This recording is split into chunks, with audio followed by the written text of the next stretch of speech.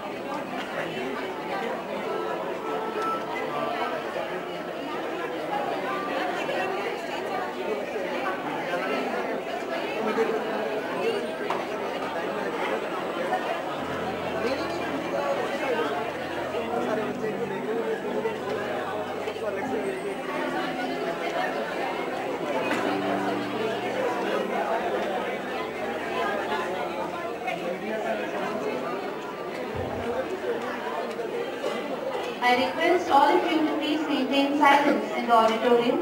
I request all the BDC students to please maintain silence in the auditorium. Side में हो जाओ. Sir. Excuse me, sir. Side में हो जाओ.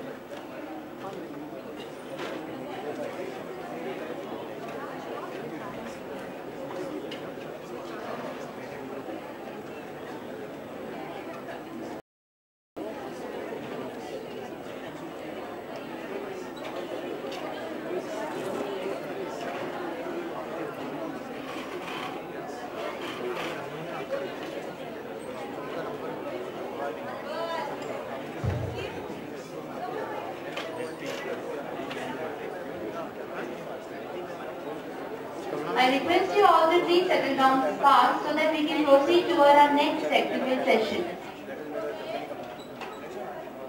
Here, welcome to the first technical session that is based on mathematical and computational approaches. I would like to welcome you again. Now, here, I would like to request Ajay Sharma sir to please present a floral welcome to Professor Pankaj Nagar sir.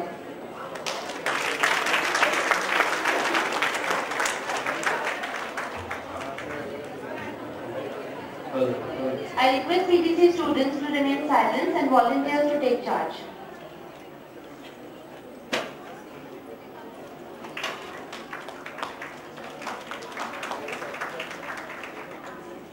Proceeding towards the first technical session, I would invite Manoj Agarwal sir as the chair for the first technical session and Professor Prakash Biswas sir, Professor Pankaj Nagar sir as speakers for the first technical session.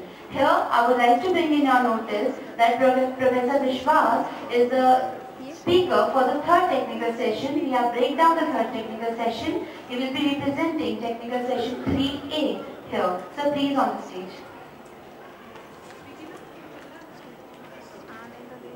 Sir, please.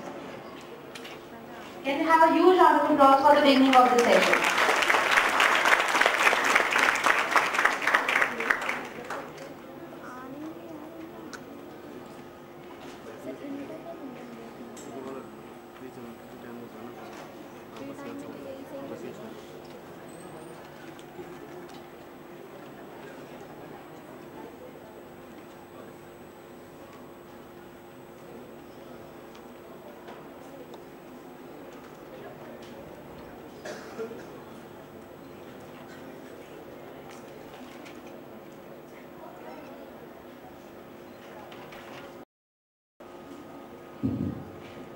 Thank you, Ekta ma'am. It is my indeed privilege to chair this session, and I'm again grateful to Professor Ida and Professor Chong for the earlier plenary sessions. It was a very interesting and knowledgeable session. So now coming to our first technical session, which is mathematical and computational approaches. So our first guest speaker is Dr. Prakash Vishwas. So I would like to brief up a little bit about him. Dr. Prakash Vishwas is assistant professor in Department of Chemical Engineering at IIT Roorkee. And his graduation started with University of Calcutta, where he did his PSc, and then he did his BTech in Chemical Engineering from again University of Calcutta. And afterwards he went to IIT Kanpur to do his MTech and as well as PhD in Chemical Engineering. So he has experience from science to engineering. And afterwards he also did his postdoctoral research from 2007 to 2009 at University of Cincinnati, Ohio, United States. And he has worked as assistant professor at NIT Rourkela as well. And since 2009 he is at IIT Roorkee in Department of Chemical Engineering. So I welcome Dr. Prakash Vishwas, and I request you to please start the procedure.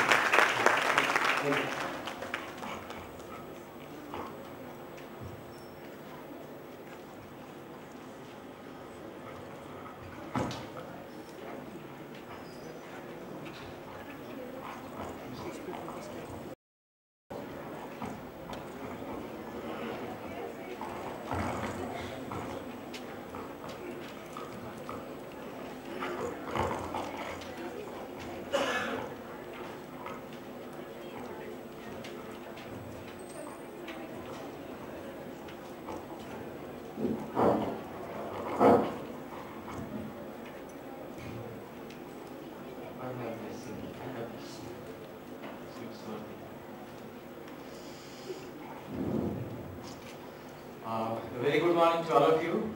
I am doing little correction because my lecture is rescheduled.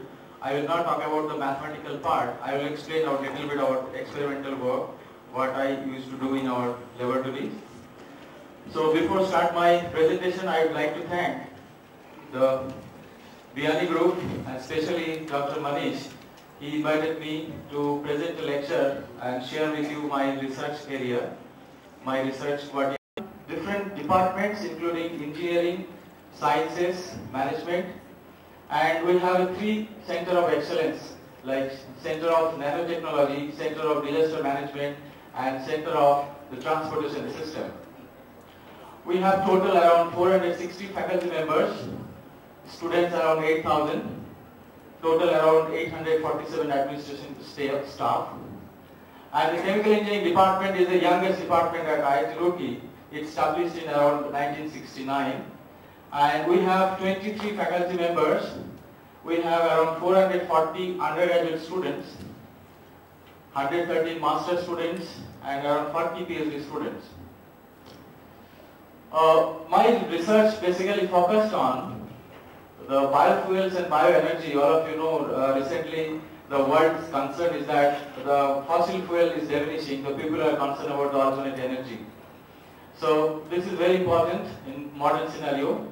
The green catalytic process. So how we can develop the process that usually reduce the pollutions. The pollution is a big threat for our country in the world, like CO2 emissions and other emissions. So how to make this process green process? Reactions, reactor modelings, design and synthesis of nanostructured materials. So I want to highlight the design. This is very important to design a material to control the reactions, how we can control the reactions to reduce the undesired products, to increase the conversions of reactants to our desired products, to reduce the pollutions. So this is a very important thing. So design of materials, conduct the reactions, design of reaction paths to control the products. CO2 utilizations, and there are so many different kinds of reactions. In my group, we have 4 PhD students are working, and the 4 master students is working with me. Now, first start to this nanostructured catalyst. I talk about the catalyst. So, what is the catalyst? Most of you know in 10+2 chemistry, the catalyst is a substance that usually accelerates the reaction rate. After reactions, it remains as it is. So now, how this catalyst, the catalysis is important for our daily lives. We don't even think of. Right, start with that. If we get up in the morning, we use the toothpaste, right? We use the brush.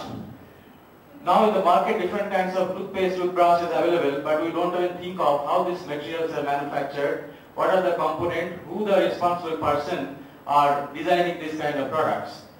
Second thing, if you go to take the bath, after that, we use the soap, right? The different kinds of soaps are available. So, what are the soaps? What are the components? Who designed this soap? If you design a soap, whether it is acceptable to us or not. So that is very, very important. The design of the component. Like if you want to go to washing your clothes, we use the surfactants. So what are the components are there? Who make this? Even the cosmetic industries, fragrance industries, like most important thing, this pen and paper, you look at that different kinds of papers are available. Tissue papers, writing papers, printing papers, blotting papers. So different kinds of papers are developed which are used for different purpose, right? So what are the compositions of the papers? What papers will use which purpose? So who decide this, right? So function of engineers, even the ink, if you use the ink in the pen, we write it, what should be the properties of the ink that is acceptable for everybody, for our application. So we don't even think of, right this. The most important part, the fuel, you know that in early days, people use the kerosene lamp, right? So if you use the kerosene lamp, if you burn it, you get it the black colored fume.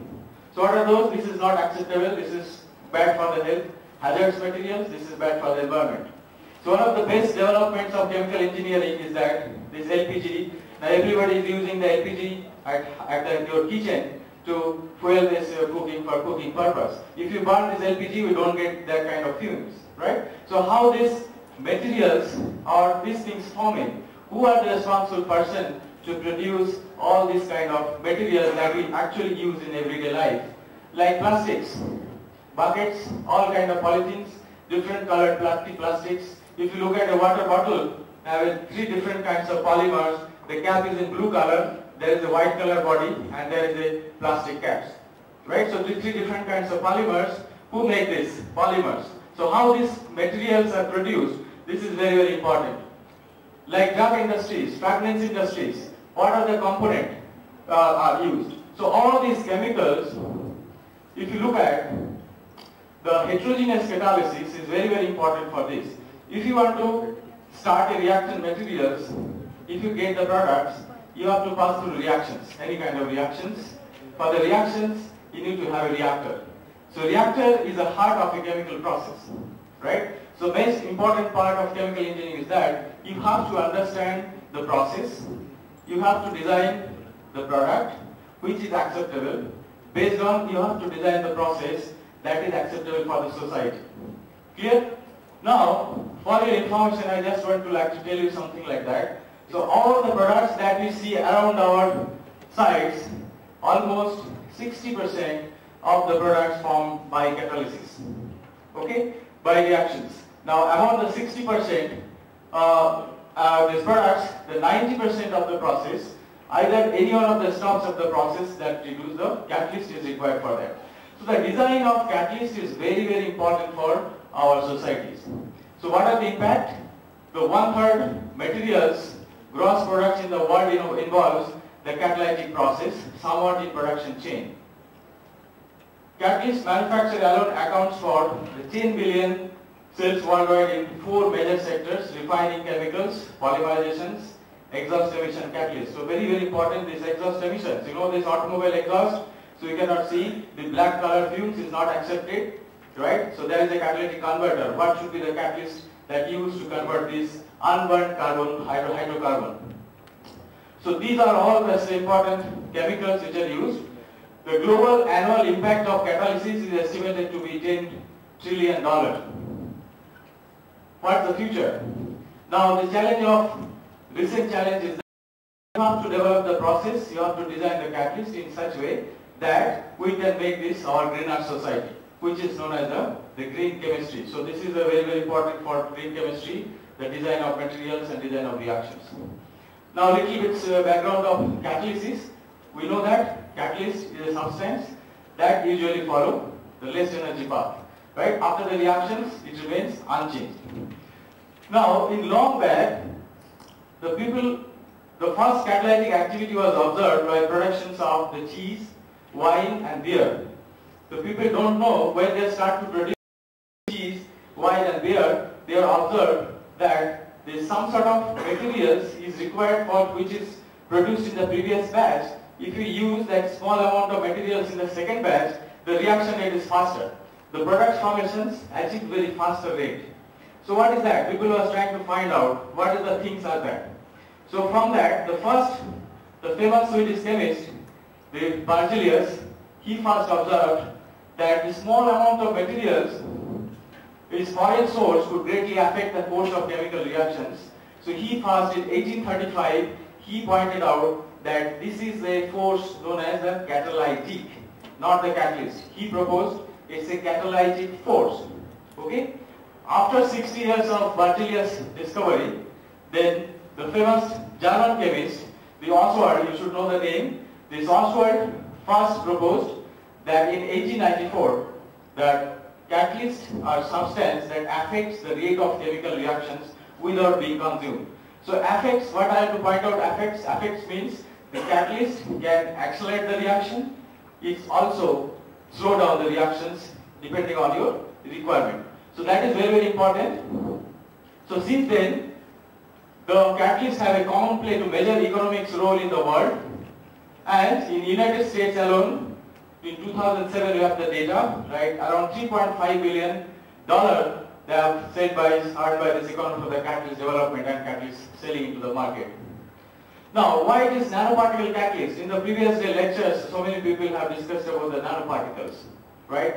So now, if you use a particles, a solid catalyst, it is observed that if the particle size of the catalyst is smaller, then the activity of the metal increases. And recently, the developments of nanoparticle catalyst, the size less than 20 nanometers, are very, very important. Okay? Now, another important thing is that the shape. If you have nanoparticles spherical in shape, the nanoparticles may be cylindrical in shape, maybe tetragonal, pentagonal, different kinds of shape. Now, if the shape changes of particles of same size, again the catalytic activity varies. Significantly, it varies the catalytic activity. So this is essentially important, these things. Now, you already know that if you have a particle like this, if the particle size reduces, then the electronic of material change. Right? Electronic property means the interactions of nucleus to electron. It changes. At the same time, the surface atom, so we can divide this, the surface atom, phase atom, all this, the ratio is changing. So due to that changing of surface to volume ratio and the electronics property, it shows behave differently for different kinds of reactions. Now, the challenge is the development of catalyst and the catalytic process based on an understanding of fundamental reaction chemistry is a big challenge. Now, I will discuss a simple point, simple important problem recently that we developed few catalyst system for these particular reactions, like conversion of glycerol to value-added products. What is that? You know that Professor Evitan yesterday explained about the conversion of biomass to fuels and chemicals. This is very, very important nowadays because the scientists are expecting that this diminishing of fossil fuels and we need to think of some alternative energy. So now it is petroleum refinery is important. In 21st century, the biorefinery will be important, right? So if you start with the biomass, we can convert this biomass to some fuels and chemicals. So this is a very, very important emerging area recently.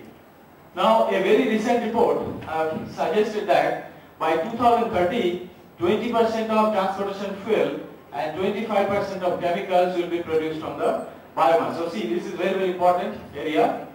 Now, biodiesel have received significant importance. All of you know that biodiesels, as people are thinking of a substitute of these conventional fuels, and worldwide production estimated to that 1.2 billion tons by 2016 with the annual growth rate of 42. So all over the globe, this production of biodiesel is increasing with this growth rate.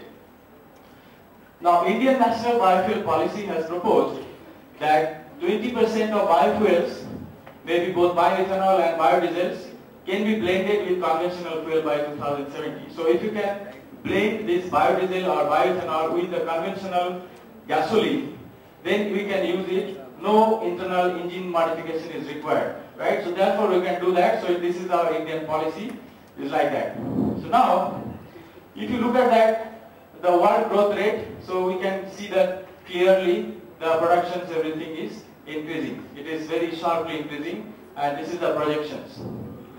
Now the problem is, when you produce the biodiesel from a source, it may be vegetable oil, it may be edible oil, non-edible oil, animal fats. It's a trans-esterification reaction. If you produce biodiesel, then you will get a significant amount of glycerol as a byproduct. So if you look at that, 9 kg biodiesel produce 1 kg glycerol. So every 9 kg if you produce biodiesel, 1 kg glycerol will produce as a byproduct. So if you cannot convert this byproduct to some useful chemicals, then overall biodiesel industry will not be economically feasible. Because how we will use this surplus amount of glycerol? So the conversion of glycerol to some value-added chemicals is very, very important nowadays.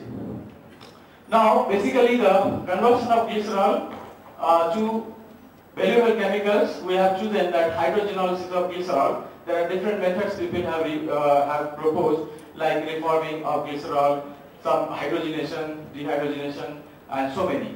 So among the all proposed methods, the hydrogenolysis of glycerol is very, very promising. So this reaction basically is two-step reactions. So first step is glycerol dehydrated to acetol, and its second step, the hydrogenation of acetol to the propanediol.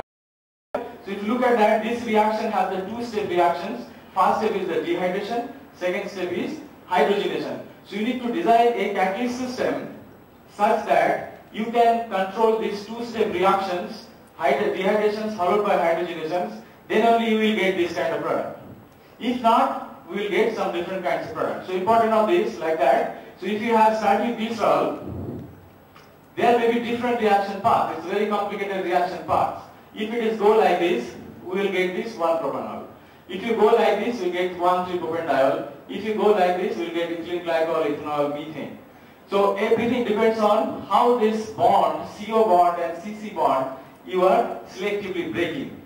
If all the CC bond you break, you will get with small gaseous molecules like methane. This is useless, right? So our objective is to convert this glycerol selectively to a desired molecules. That is very, very useful for the different chemicals which are using. So now think of this design of catalyst is very, very important.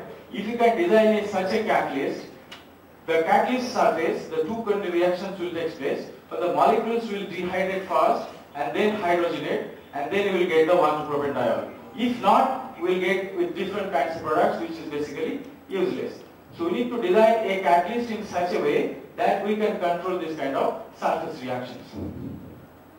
So all these products are very, very useful. As I mentioned, the 1,2-PDO is used for anti-treasures, cosmetics, liquid detergent, solvents.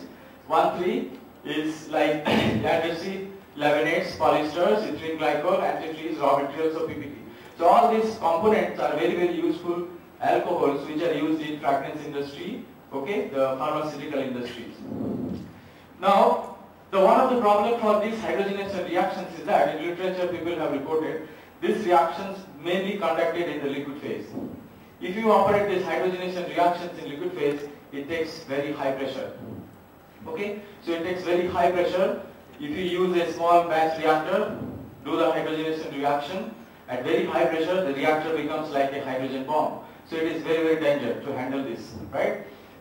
So the big challenge is to conduct these reactions at low temperature, low pressure by convert these selective molecules. So you need to tune the reaction conditions as well as the catalyst. So designing of catalyst is very important. You can design such a catalyst that you can reduce the activation energy. You can convert selectively to the product at lower temperature and lower pressure. So liquid phase data and the vapor phase people have reported. Few of the information is available in the vapor phase. So from the literature summary, we have different metals people have tested for noble metal, non-noble metal. But the main observations of that, the noble metals is very active for this reaction, but when it is very active, it breaks all the CC bond. So when it breaks all the CC bond, we get the small methane molecules. So this is basically useless. So we cannot use this noble metal for these reactions. And second issue is that noble metal is very expensive. So the problem is that the selective conversion of glycerol into propanediols required a suitable catalyst with bifunctional sites favoring the cleavage of CO bonds by dehydration and hydrogenations, eliminating the CC bond station. So this is our target. So we have to design a catalyst. We need to have a bifunctional sites. The bifunctional site, the first site is useful for dehydration, that will give acetol. Then second stage is acetol will convert to propanediol by following hydrogenation reactions. So we need to use this catalyst, and then if you can do that, we need to avoid this CC bond breaking for this. If this all CC bond breaks, we get the undesired product. So now for this case, we have designed a very cheap catalyst which is easily available, this copper nickel alumina.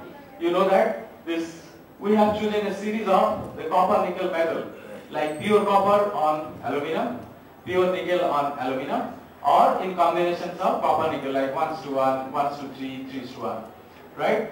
So first we synthesize this catalyst by incipient wetness impregnation methods. So you know that simply you start with some starting materials which is known as the metal precursors, and then you do the simple incipient impregnation methods, we can get the final catalyst. So we have studied different metals like copper magnesium oxide by precipitation depositions, copper XBA15, so this is the highly porous materials, incipient wetness impregnation methods, copper G and all this. Now, if you prepare some catalyst, the most important thing is that you know this particle size plays a significant role for the reactions. Particle shape plays a significant role for the reactions. The compositions of metal, whether its bifunctional sites is present or not, that plays a significant role for the reactions. Clear? So if you synthesize a catalyst, then you have to characterize the materials. Whatever catalyst we prepared, what is the actual size? What kind of compositions are there? Are present. So can we get this catalyst which we actually expect for the reactions? Required the lots of characterization methods. So like catalyst property required the surface area, not only total surface area, it requires the active surface area, active metal surface area for the reactions. X30, what kind of phases are present? The TPR is temperature program reduction. What are the reduction behavior? If you have a hydrogen in the system, the catalyst will reduce in the system. So how is the reduction behavior of the catalyst? That plays a significant role. The temperature program reduction. So if you want to need the surface acidity, you need to measure what is the percentage of acidity, concentration of acidity on the surface, because the acidic surface is required for dehydration of glycerol to acetol. So you need to measure what is the acidic sites present in the system. Of course, scan electron microscopy to know the morphology of the surface. Transmission electron microscopy, what is the particle size, what is the shape. Carbon, hydrogen, nitrogen analyzer to know whether you have some coke deposition during the reactions. You can calculate, because coke depositions is not desirable. If coke deposits on the active centers, your active centers will lost, your reaction rate will fall, you will not get any kind of product. So this is required, and these are the techniques, CO chemisorption, hydrogen chemisorptions used to know the active centers, active surface area present in the catalyst system. So this reaction was conducted in the liquid phase. We have a small batch reactor and we have a flow reactor units. So we have examined both in liquid phase as well as glycerol hydrogenolysis reactions. and we measure the compositions of the product using a gas chromatograph. These are the common definitions of conversion, selectivity and yield. Now, a little bit about the results. So what are the catalysts that we have proposed, that copper nickel system?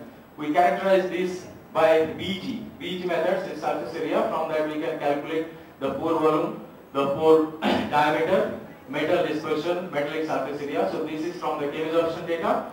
This is from the physioabsorption data. So using this data we can know what is the actual size. Like the surface area of the gamma alumina is 107 meters per gram.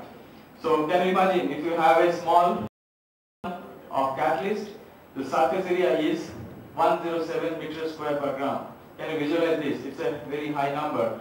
So now at different compositions we got this.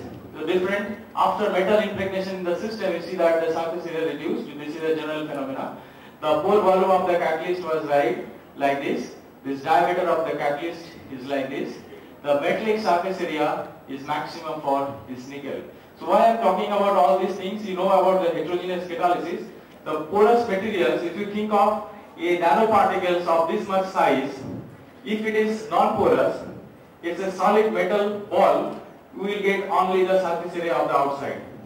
If the ball is a highly porous nanostructured materials, that means lot of pores are present in the ball, so you will get a larger surface area, right? So reaction occurs on the surface of the atom. First the molecules adsorb on the surface, it will fall. So this dimensions is very, very important to know. Now first we understand this XRD to know the phases present. XRD analysis for this copper alumina, we get these significant peaks for the copper oxide. So we can say this is copper is there and it is crystalline in nature. So if you increase the nickel in the system, we get this additional peaks for the nickel. So if you look at this XRD data, it shows that in crystalline nature. Now, very interesting observation that we found, when you have the combinations of copper nickel metal, we get this some sort of additional peaks. Additional peaks is neither copper nor nickel. So what is that? We need to find out this. So if you increase the nickel, this peak is increasing. Clear? So this peak, this catalyst wants to get this additional peak. So this catalyst is the before reduction. So if you have an oxide catalyst, if you don't reduce it, you get this kind of oxide phase. Now if you reduce it, this catalyst before that, so this one is reduced, again we get this kind of additional phase for this case. So if you enlarge this part, we get this kind of peak, and we see this is the peak, this is the phase we get in between this copper and nickel.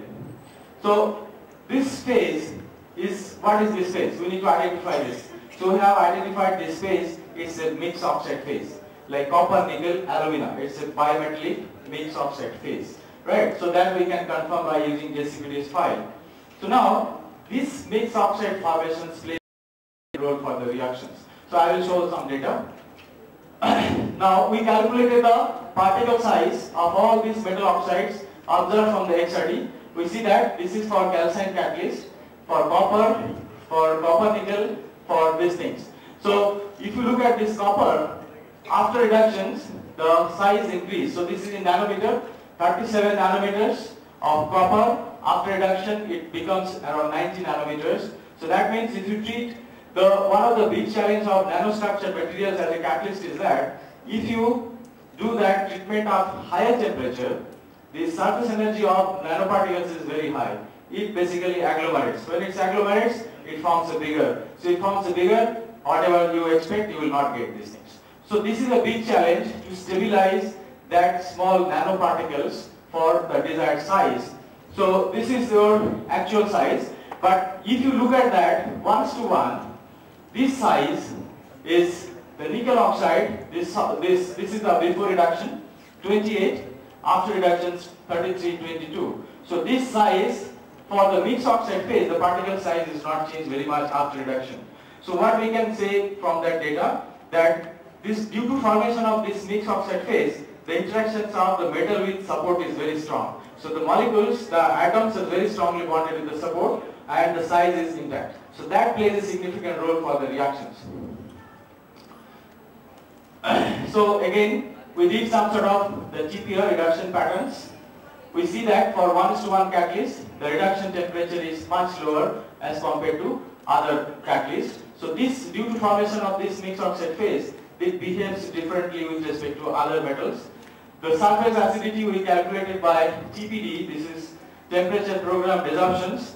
So what the process, we absorb the ammonia on the surface, dissolve the ammonia, measure the amount of ammonia absorbed on the surface. From that you can calculate what is the surface acidity present in the system. And we see there are three different kinds of surface acidic sites. One is at low temperature desorption, medium temperature, high temperature. So whatever ammonia absorbed at low temperature, that is weak acidic sites. This is medium, this is strong acidic sites. So all three kinds of acidic sites are present, and we can calculate the total acidic amount of the system. So this is maximum sites is this gamma alumina. Okay, so these are the hydrogen uptakes and acidity we get this.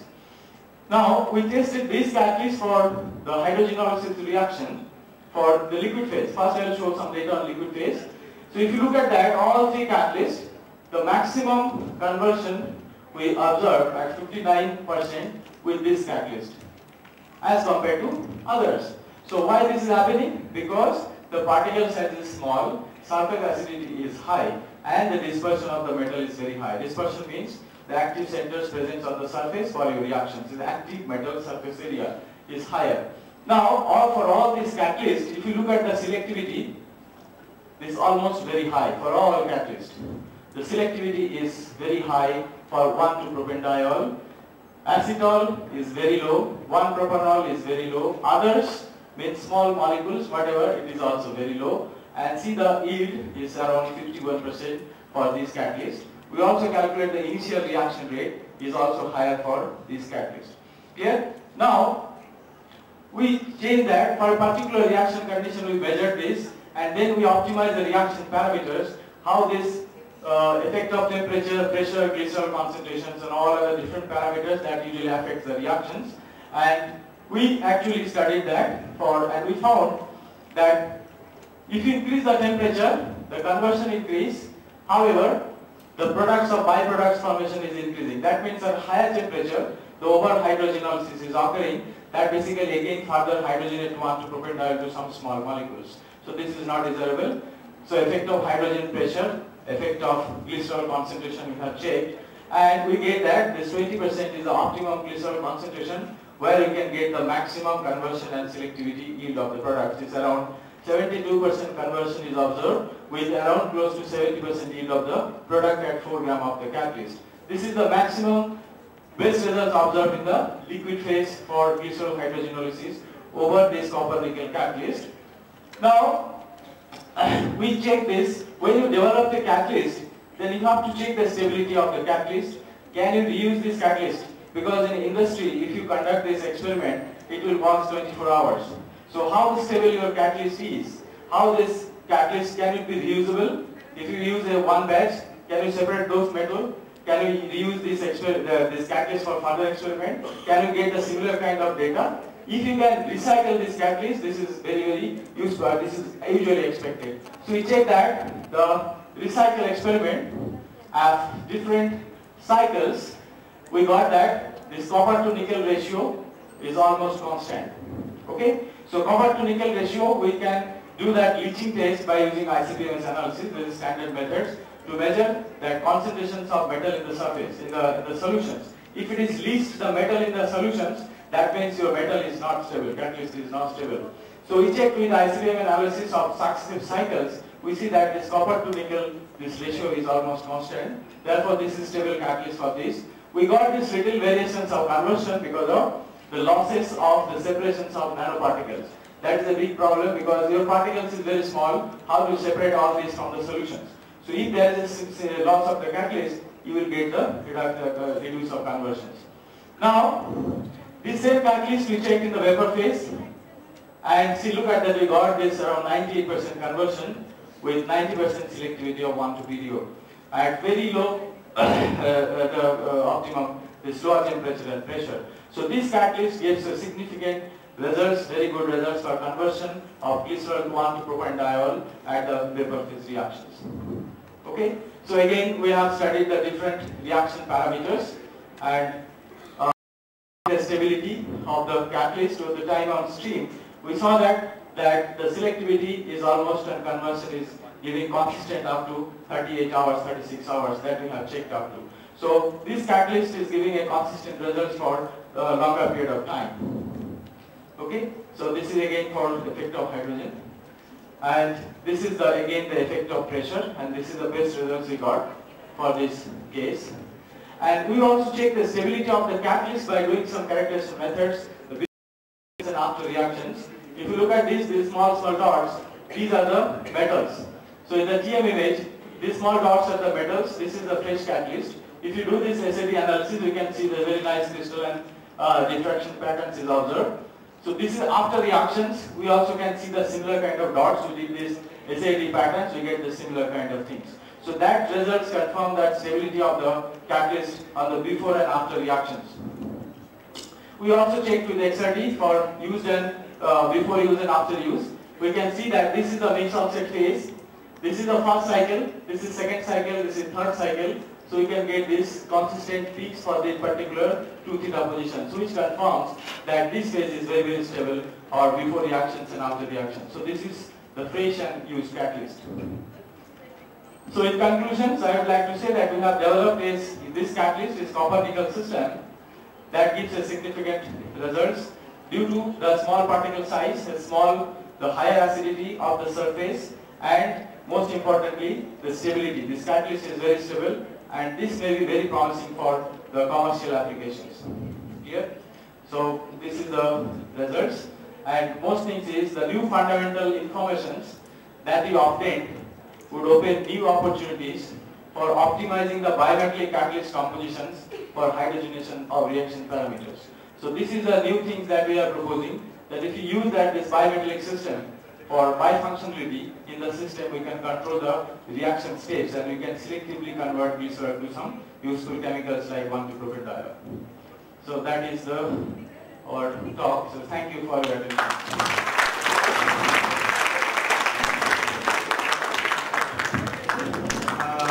I'd like to thank Dr. Vishwas very much. It was such a lucid talk about design of catalyst and their use in our daily life. So now the session is open for discussion if anyone has any query. So you can ask Dr. Vishwas.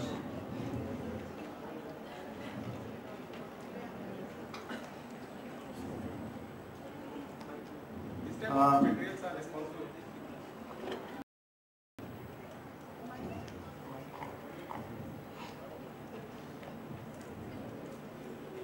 Good afternoon, sir. Yes. Which type of material are responsible for the acidic nature of catalyst? Acidic nature of catalyst, if you look at that, what is acidity? First you have configurations, if you calculate, what are the S electron, P electron, D electrons is present. Based on the configurations of SPD, can this metal produce the electrons? Can this metal can accept the electrons? We know that, so all these properties are related to the acidity and basicity. My question was, which type of material, alkali material are responsible for acidity or not? Which material? Alkali earth material. Alkali or alkaline earth? Yeah. Alkaline earth materials, you need to look at the configurations. I mean to say, if we incorporate the alkali earth material in our catalyst structure, then is it possible to increase the acidity? It is alkali metals, it says that it's an alkaline in nature. Yeah. This is basic in nature. Alkaline means it's basic in nature, right? Yes, you can do. You use this alkaline metal to increase the acidity, but you have to think of this only acidity is responsible for your reactions. Yeah. If this only acidity is responsible for the reactions, you can, your objective when you design a catalyst, you should try to increase the acidity of the system. But if you have a multiple centers, like with the acidity, you need to have high surface area, you need to have high active centers, you need to have so many other salinity also. Crystalline in nature, right? Crystalline natures, if it is required, then only acidity or alkalinity will not play for the reactions, right? So when you design a catalyst for a particular reactions, so you have to think of what is the nature of catalyst is required for that particular reactions. Accordingly, you have to tune your catalyst system by designing in terms of structure, in terms of acidity, in terms of surface area, of the properties. So all these properties play a significant role for conversions of the reactants to the useful products. Thank you. Is there any method to increase acidity without changing the catalyst structure? Without changing the catalyst structure.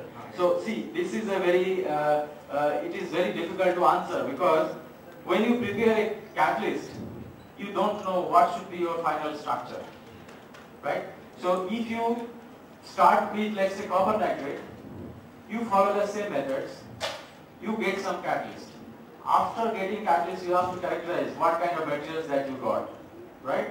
If you change, instead of copper nitrate, you change the copper chloride, you follow the similar methods, you will end up with the different kinds of structure in it, right? So you don't know what should be the final structures of your catalyst.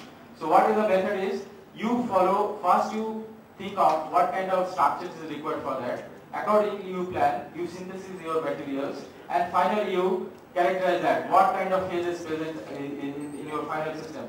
And then if the phase you got, whether this phase is stable for the reaction condition is not, that is also very, very important. What the temperature, pressure you are operating in the reactions, this is also important. Actually, sir, my research area is also crachnoplasty. Okay, I do research on pyrolysis. So that's why I'm asking this question from you. Thank you. Very nice. Any other query? Sir, I had a query that when, sir? Where are you? Okay. I was thinking. Sorry, sir.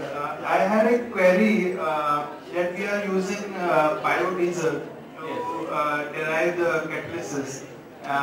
So, I mean, what would be the effect of so much production of biodiesel on our agriculture system? No, so this is a big issue. It varies country to country. Like biodiesel, whatever, if you look at in Brazil, the people are producing biodiesel a lot.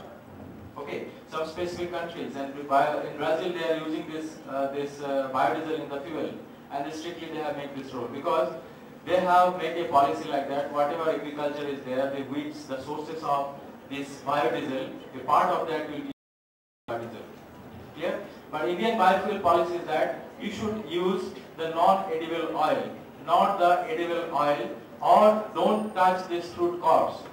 So without affecting the fruit crops, or then you have to produce it, right? So the jatropha and so many non-edible oils which are available in our country.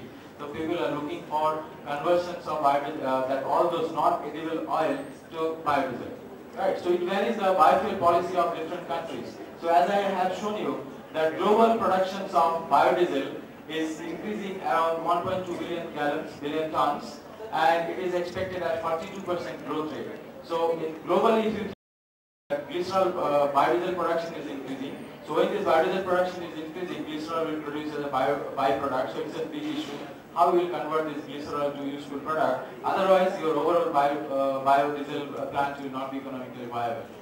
So that is the idea. Thank you so much, Dr. Vishwas, for such an interesting and creative talk. Thank you once again.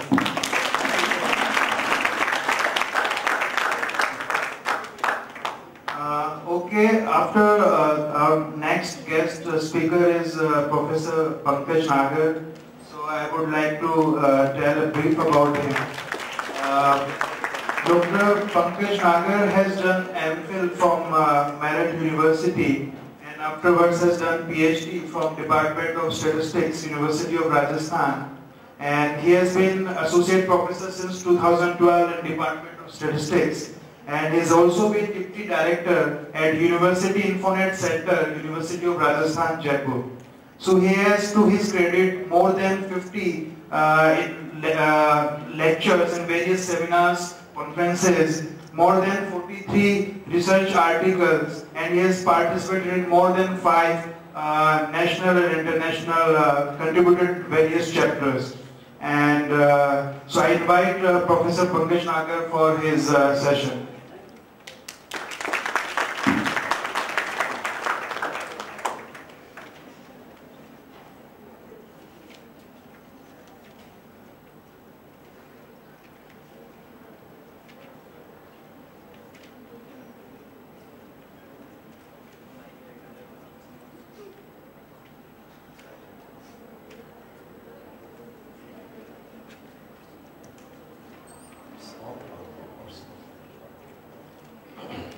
Yes, Hello to everyone.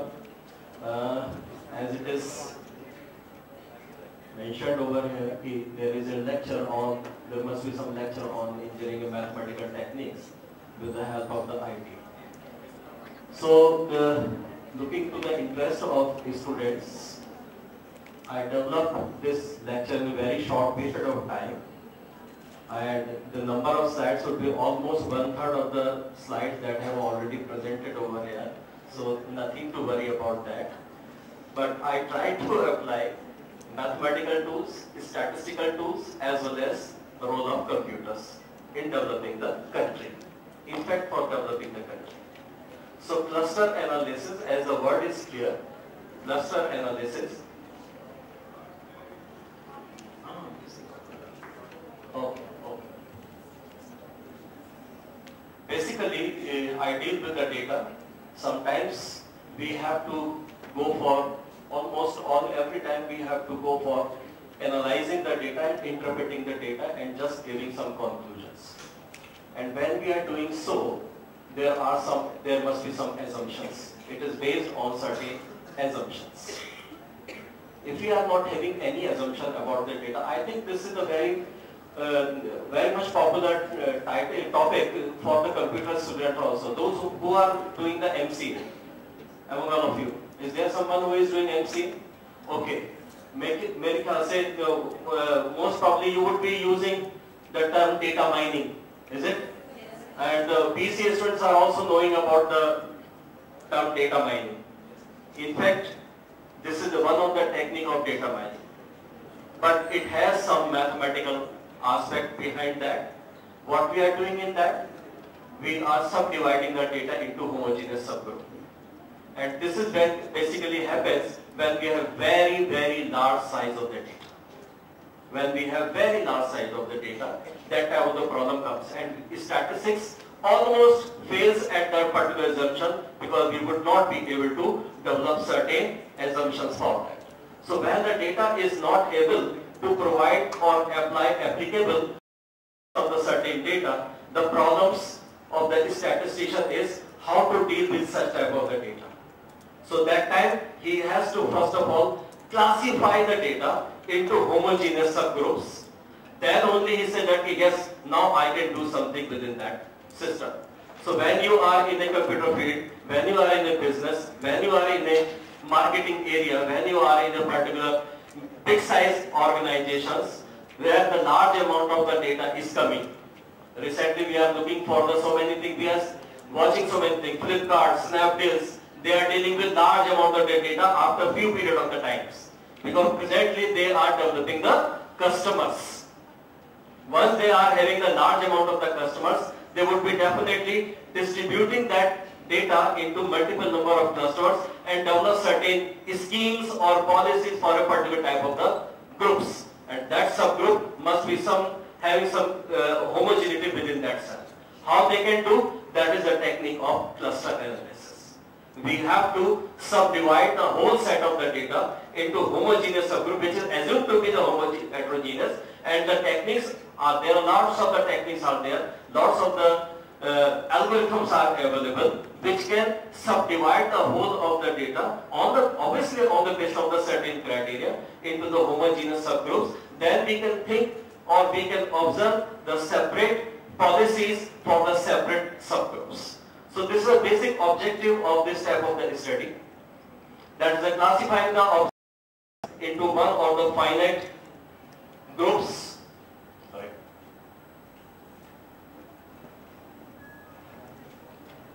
Is nothing but deciding the membership of the observation, whether that observation is to be kept in this group or observation must be kept in this group. This is a very burning problem even in India. When a particular person, when we have the complete profile of the person, where we have to keep that particular person in a particular group, like lower class, middle class or the upper class. How can we classify the observation? Again, within the middle class there are 3 levels. Upper middle, lower middle class and middle class. So how can we distribute a particular, because the country or the government has to know which person is which particular group, so that the policy can be implemented for that particular group and the persons may be affected or they get the benefit from that particular system or the particular policy. So even the government is very much interested to know which group of the person is more affected or for which group of the person we have to develop particular policy. So they need first of all classify the data into multiple number of subgroups and they can think for different policies for those different groups. Looking to that particular objective of this type of the study, last year myself and one of the senior most professor of the university in the public administration department, we both developed a new terminology that is termed as governometrics. Governometrics, where we can apply the statistical techniques on the data available through e-governance. And recently, our Prime Minister is very much keen to have a good governance in the system. How can we get the good governance? We need the best possible data. Why this governance or the e-governance terminology comes into the market? Because of the rule. That is rule. What is that rule? Right to information. Against, that is in short you say as RTI. That provides government needs some information from the public and public is also interested to know some information from the government sector, how the government is behaving, how the government is doing, in what way the process is completely going on. So I think you must be knowing about the NIC. You know it? NIC site, nic.gov.in, that provides all the process that is going on within the government organizations and they provide the large amount of the data. One can think about the data and develop some policies for the particular type of the group or particular type of the community and then they can develop certain policies for that. So this is the basic objective of the study. So cluster analysis is one of the computer-based data mining technique, as I just said. Statistical classification of large amount of the multidimensional data in a meaningful mutually exclusive groups in such a way that the members of the subgroups are similar to each other in terms of the values of their attributes. I think you must be knowing about the term attribute. The computer person will be knowing about all these things. Then the member of the other group. It consists of the identification of the possible clusters to observation in a large amount of the data and requires an instant decision based on certain criteria. Such approaches will help definitely to develop the separate policies as I just explained for each classified group and is of interest to discuss in this article. So the application part of this, there is no field in the world where the cluster analysis is not used. Wherever the large amount of data is there, this method is very common within that. So it is still open for the more areas where this particular type of the technique can also be applied. So cluster analysis, as known as the segmentation, I think everybody is knowing about the term segmentation also, is the most widespread descriptive method of data analysis and data mining. It is used when there is a large volume of the multivariate data is available to. Identification, these are some very common approaches which has already used earlier times, very earlier times. Identification, think of it, how the data is being used and how one can decide that the person's skull is, whether that skull is from the male or the female. Archaeological department is using very much this type of the analysis of this type of the technique for their data analysis. They collect the information from all these things. For example, I think everybody must be knowing about the dinosaur. We have the variety types of the dinosaurs. When we get the skull or a particular portion of that particular dinosaur from with the help of the archaeological system, how can we decide that this particular type of the portion of the body is belonging to that particular type of the dinosaur?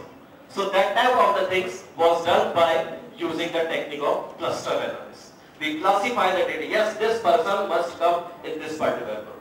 This person must come, this object must come in this group. How can we decide? That is possible by means of the several techniques are there. I will come to that portion. So, where we can apply, all these things are very common. I think the managerial, this is I just explained, psychological solution, whether the person needs some psychological treatment or not. Sometimes a person has some problem in his mind, he is behaving some abnormally, but basically he is not abnormal, he is not having some psycho problem, whether the person must be having a psychological, need some psychological treatment or not. That time we need the data, and on the basis of the data we divide the data into group, needs psychological treatment, not require psychological treatment. That way we can classify the data. Categorization of the business organizations. I think everybody is very much knowing about all these things. अभी कुछ समय पहले newspaper में, magazines में, Indian businessmen are on the very high level in the worldwide list, in the Times magazine also.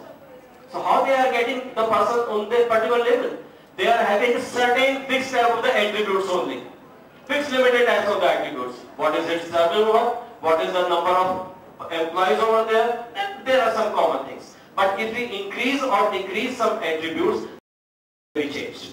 So it basically depending on what attributes we are applying while we are clustering or the segmenting or the distributing the large amount of the data, the number of homogeneous subgroups, that is clusters.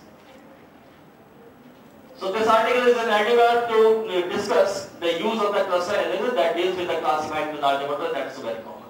So these are some area where one can apply that cluster analysis technique, market research, to understand the consumer behavior, whether the consumer will go for that particular type of the product or not going for the particular type of the product. What you do, as I think everybody must be knowing, when you purchase a particular product or the vehicle from the market, after some times, a call may come on your mobile, how you are feeling about that model, whether that model is providing whatever the expectation that you had for that particular type of the product or not. That means they are dividing whether you are really feeling satisfied with that particular type of the product or not feeling satisfied. So we classify the data. So that classification of the large group of the person where the company is interested, where overall they are asking the responses or the feedbacks from the customers. After getting the feedback from all the customers, what is the objective of the company? What is the objective of the manufacturing company? Whether that product that they have displayed or that distributed in the market, sold in the market, needs some improvement or not? So that time they ask the feedback from the customers, those already bought that particular type of the product. So that gives the idea whether the improvement in that product is required or not required. If it is so, after how many long period of the time? As you are looking nowadays, every day you will get new versions of the cars. Lots of the cars are available. One reason is competition. Another reason is we are having the new technologies in the market. Another reason is the customer behavior. Nowadays, the persons are having lots of the money in his pocket. His behavior due to the money is changing. Today I am having the Maruti 800. Why not I should go for the SUV company organization for getting some more better type of the cars. So that is changing the behavior. Whether that when the person is buying that particular product, whether he would be feeling satisfied with that product or not feeling satisfied with that product. That type of the way the data may be clustered or categorized in a different form so that the company may develop some policies for their future sales. Similarly for the production of inventory, whether the item must be stacked or not stacked, that means the medical sciences also, whether the person is having the particular disease or not, whether that particular disease or particular medicine is to be provided to that particular type of the patients or not, that way we can classify the large amount of data. Similarly in the business as well as in the organization, you can see easily. To know the intelligence level, whether the person is kept in the intelligent group or not kept in intelligent group. So the other areas which I have not considered in the earlier applications are these ones, where this type of the technique is very much useful. What is the criteria behind this? The criteria to find the homogeneous subgroups, as I just explained, homogeneous subgroups, which is based on the Euclidean distances. I think mathematical students must be knowing about this term. Euclidean distances of the object from their centroid. Centroid is a multi-dimensional closed diagram, closed figure, closed object which is having a particular center. Once the data converge into a cluster, the researcher may apply other statistical tools to generate more information from each of the cluster so that the proper policies may be framed for individual clusters. What are the methods? These are all the computer-based methods. These are the algorithms and the softwares are available for applying all these type of the technique. One is a hierarchical approach, and within that the agglomerative approach is very common in the IT field. Either approach is a partition. Within that the K-means clustering technique is very common, very much useful in the industry also. And so what is hierarchical clustering technique? And within that the agglomerative method. Approach starts with individual cluster and then try to manage a smaller cluster into the larger clusters as much as it is possible. It will go in a reverse way. It can consider whole of the data in one cluster and then dividing into the multiple number of clusters. Either way, we start with a smaller cluster, we select a particular cluster, and now we say how many other databases are resembling with this particular data set, and then we combine all the observations. That way is called as a hierarchical clustering approach, and obviously hierarchical word is there. We definitely going to develop some decision tree within this. Now within this agglomerative technique, what we can say that in case of quantitative data, the Euclidean distances between the objects is computed for merging or pooling them into the clusters, into a single cluster. The criteria for deciding the resulting number of the mutually exclusive cluster. Mutually exclusive cluster means what? I think you must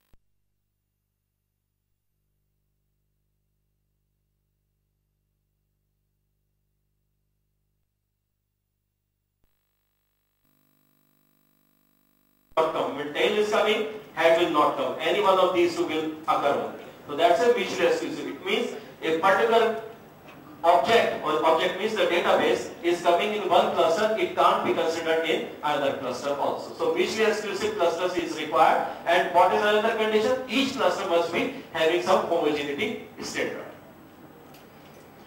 Another technique is the partition method, and within the partition method we have the K-means techniques. What we do in that case? In the partition method, the researcher assumes or predetermines subgroups. Say, suppose I want to divide whole of the data into 5 different clusters. It is first of all decided. And how he is deciding this? His past experience. Data was behaving. The K clusters are formed in such a way that within each cluster the variation is minimum, but between the clusters variation is maximum, so that the clusters would be different. So K-means technique is also known as a centroid based technique, is an approach to subdivide data into a finite number of clusters in such a way that the Euclidean distance between the clusters is high and within the clusters it is minimum.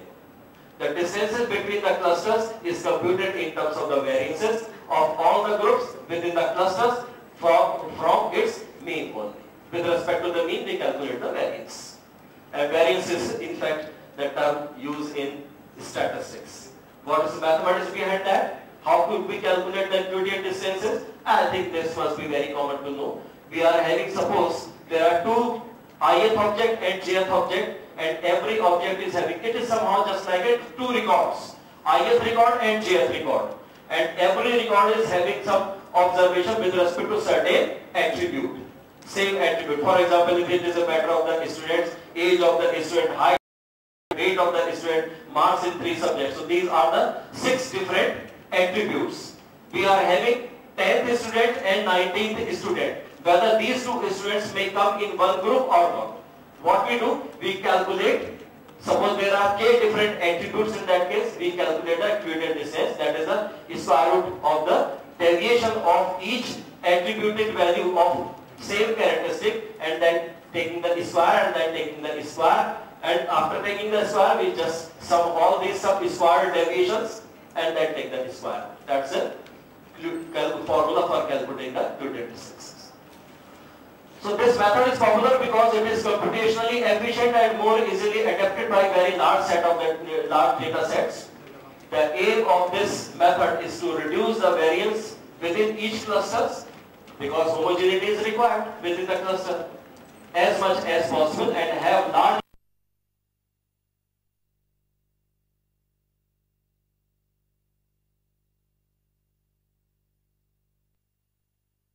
assume there are 6 attributes: age of the employee, work experience, monthly income, and just you have to recall this example again when I am discussing everything with the help of a demo in a particular software. Average time to accomplish an assignment, daily working hours, as well as average number of leaves in a month that he has taken.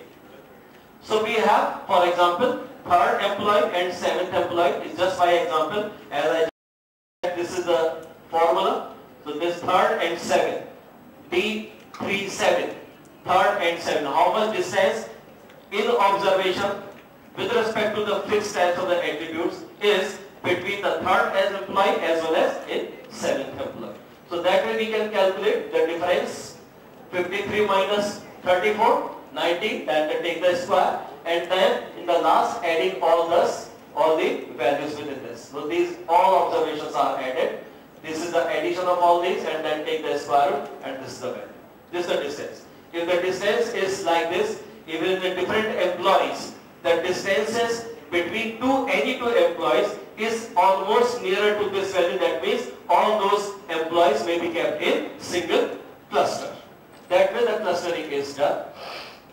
What are the steps of using K-mean technique? That is, first of all, we have some initial number of clusters. How many clusters we have to prepare, and this is obviously, I just said, based on the certain experience, we have to divide whole of the population into 5 clusters. What are these 5 clusters? Lower income group, high middle income group, middle income group, lower middle income group, and lower income group. Suppose I want to divide whole of the data into 5 different clusters. Whether it is possible or not, that we can say whatever the results is coming.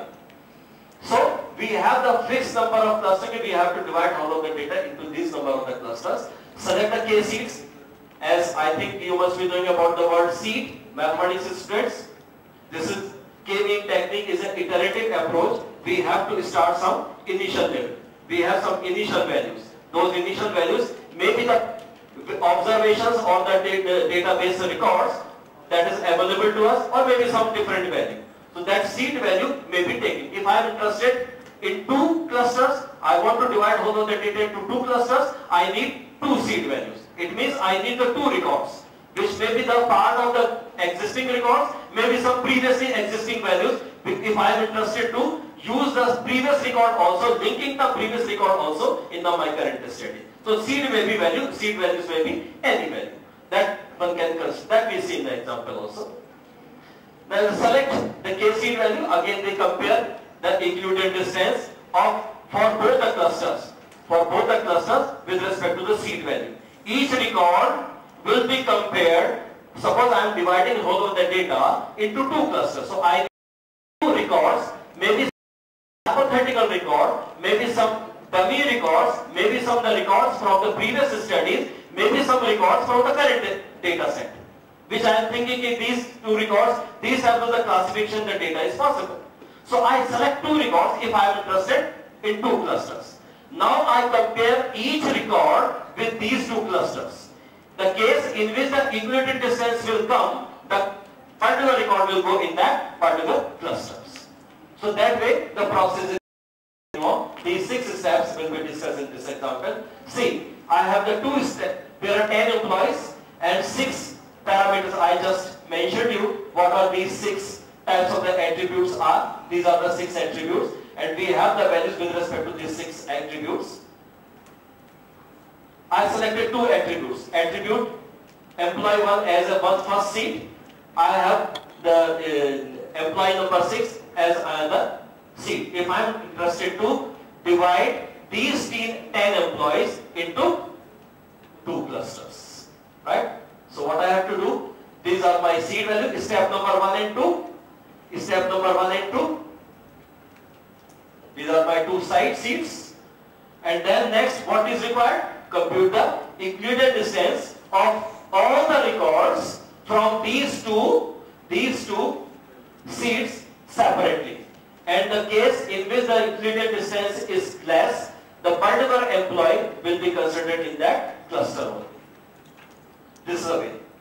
These are the two seeds, as I just said, and these are the attributes, and these are the observations of 10 employees.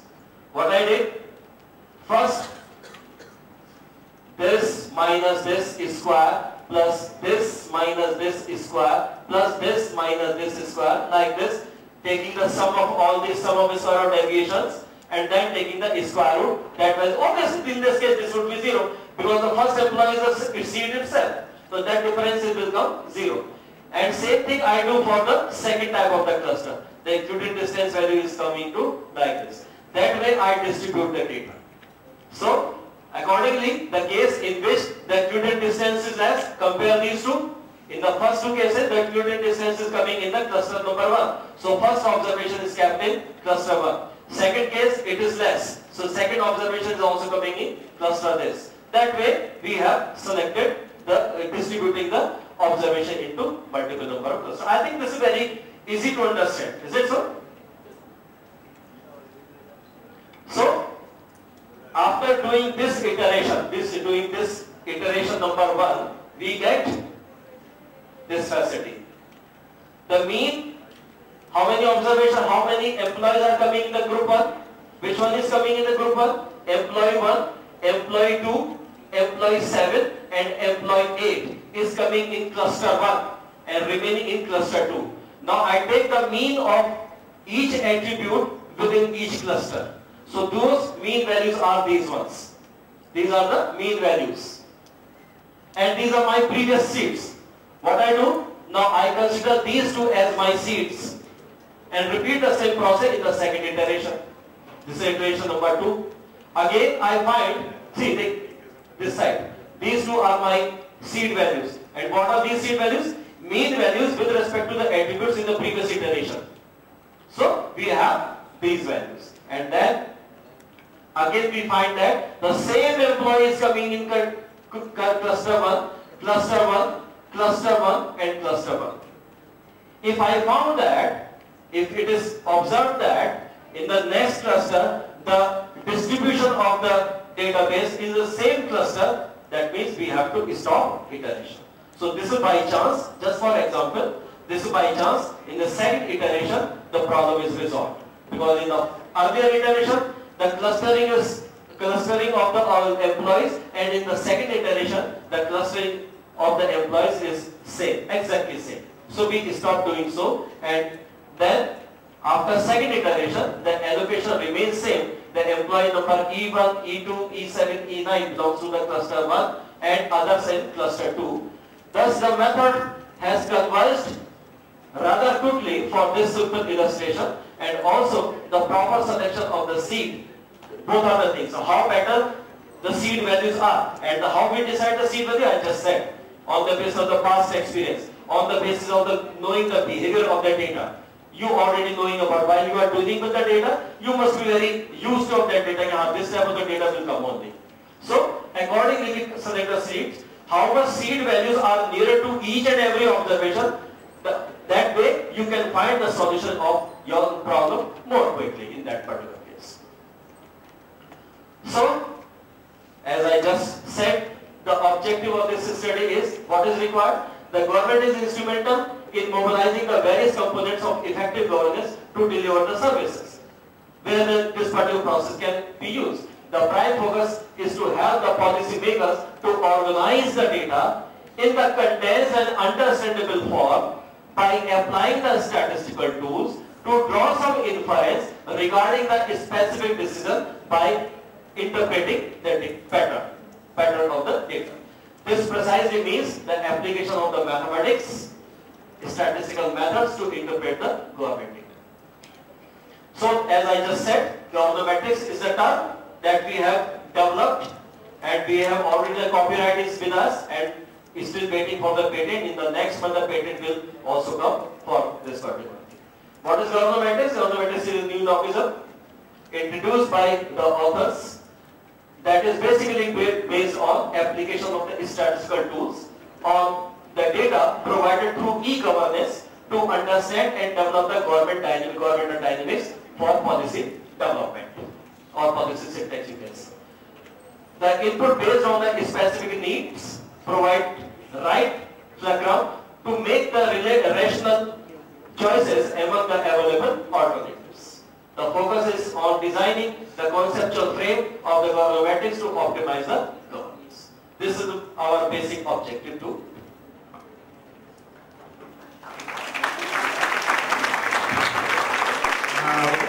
I thank Professor Pankaj Nagar for such a clearly and interesting talk on analysis and its varied application in our life, ranging from e-governance. So the session is open for discussion. If anyone if time permits me, I can describe this thing with the help of the software, how we do this clustering. It takes a time only of maximum of the 5 minutes, right? Just switch off the lights.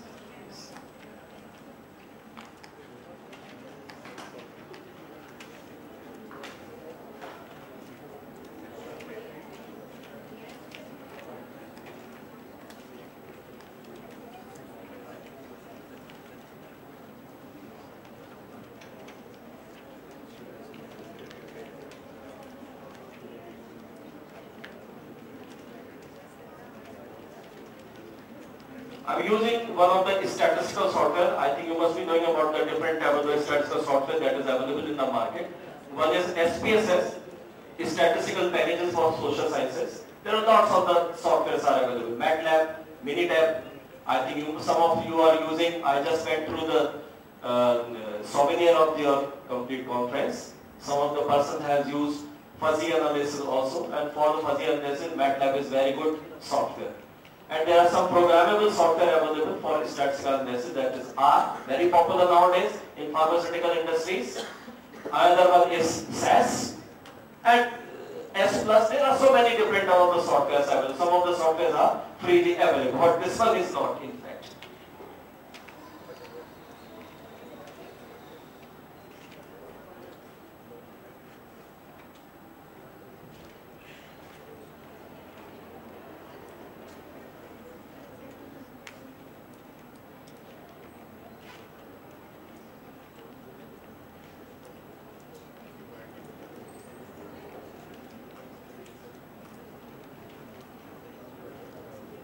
See, same problem.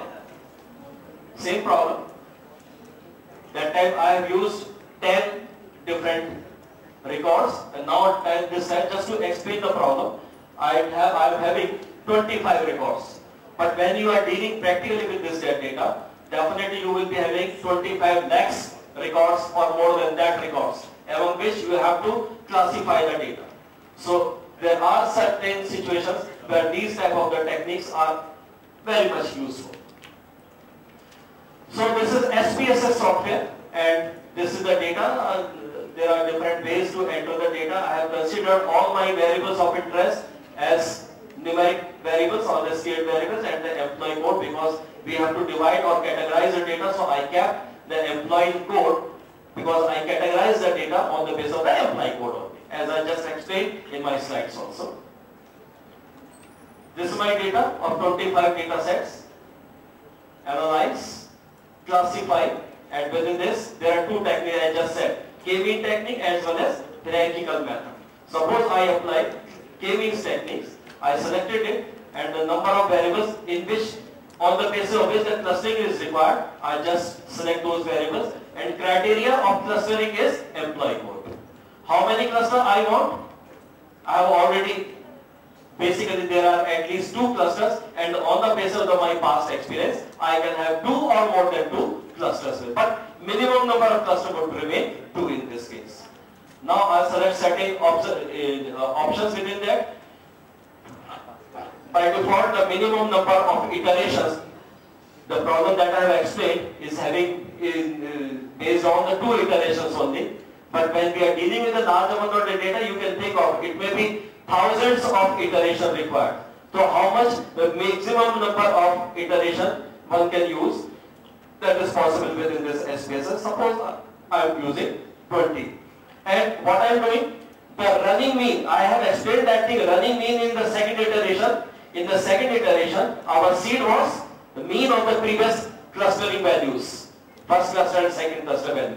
Again in the third case, after second iteration, whatever the clustering is done in the first and second cluster, we take the mean and those mean will become the seeds of the third iteration. So that means mean is running as the iteration is changing. So we have selected using running means. What to say? I want to say which employee is coming in which cluster. Cluster membership. I am not discussing the other things because they are very much useful in all the other different studies. If the mathematician person is interested to know, so one can go for the tensor means Euclidean tensor that we can calculate in that case. Even you can, okay, I select it. What other options I want? Initial clusterings, and suppose I want the ANOVA table, that's a purely statistical approach. I am using these things. And iterate and classify, or simply I want to classify. No, I want to repeat the process as much as it is possible and then read.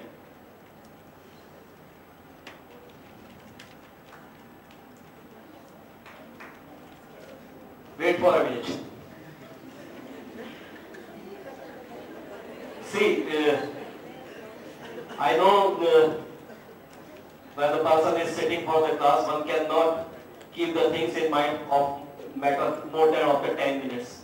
But it is very interesting when you are in the industries, the time you are asking about the how to deal with large amount of the data. And everybody who is in the field of, now think of this one problem, I'll just give you one example.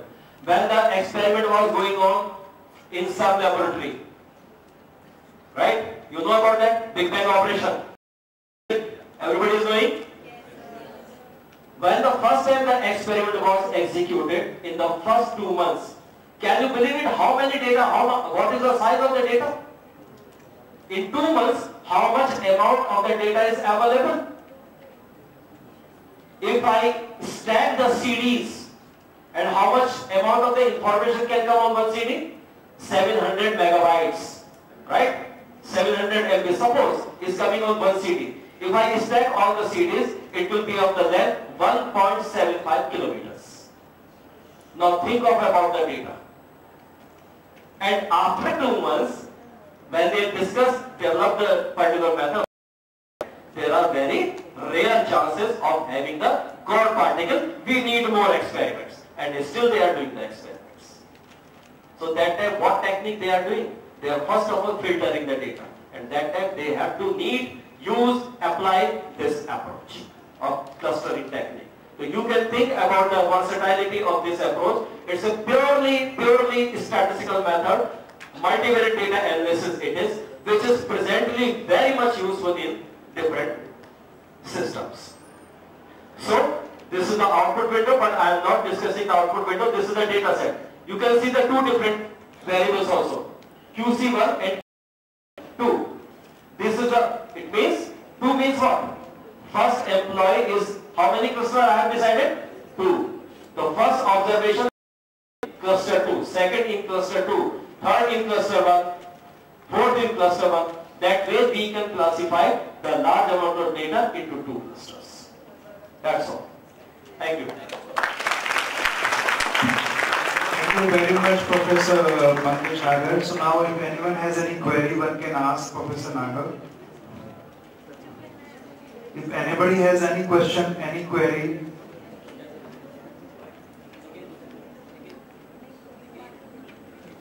Sir, I have one query. Sure. That when we try to do minimization of variance, what are some of the algorithms that we use to minimize the variance within a cluster? Within a cluster. Within a cluster, the clustering is in fact is done where the variation is already minimum. When the things are already minimum, what is the need to minimize again that cluster? Clustering means what?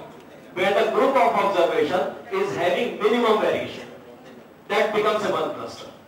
And between the cluster we need maximum variation. So the thing which is already minimum, then again we will having the same objective. That doesn't mean. It means what? A cluster is again further divided in multiple number of clusters. Then only we can minimize the minimum variance. Thank you, sir. Thank you.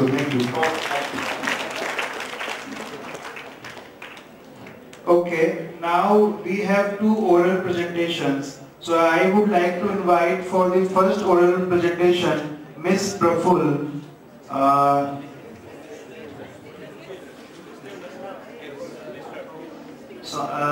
I'm sorry, I beg your pardon. Mr. Praful for the mathematical modeling of scoliosis. Thank you.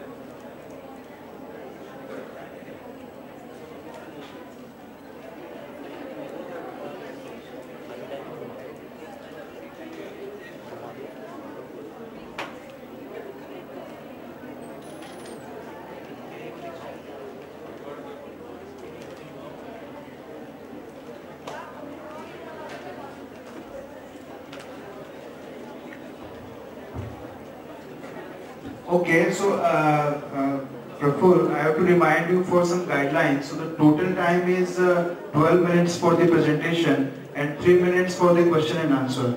So after 10 minutes, I would press a buzzer, so then you have to finish in just 2 minutes. Thank you. Thank you, sir. Good afternoon, everyone. I am Sakai Praful from Manipal University, Jaipur. First, let me introduce my group, with which I will be working in my university. It is Maths Club Tactics, the men who are sitting here in white t-shirts.